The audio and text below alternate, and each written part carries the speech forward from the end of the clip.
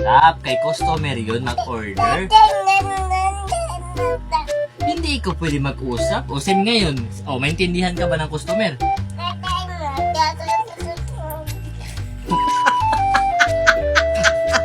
Kausapin Opo, mo. doon lang na si Papa para hindi ka magising. Doon na si Papa storya sa labas. Kay ikaw Tan, gatete. kinausap mo si... Kung doon, Papa, no? Hindi niya sa'yo bigay ang phone, no? Hindi niya bigay? Saan si Papa kanina? Kausapin mo ulit. Sabihin mo ulit. Ikaw na lang, next time, kung meron magtawa kay Papa, ikaw na lang magsagot. Ha? Kayo na lang mag-usap. Oo, kayo na lang mag-usap. Ha? Kung magtawag. Kayo na lang.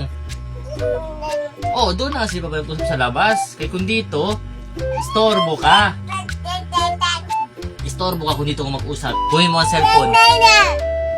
Na. Tapos, bakit ka dito umupo sa akin?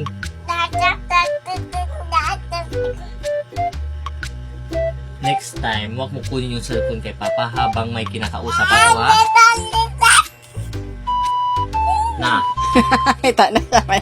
Doon, kakausapin mo Papa mo. Pagalitan mo Papa mo, ba't hindi sa'yo binigyan ang cellphone? Binigay.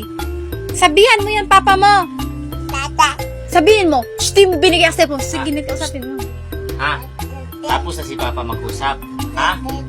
Oo, hindi yan. Hindi na. Tama na.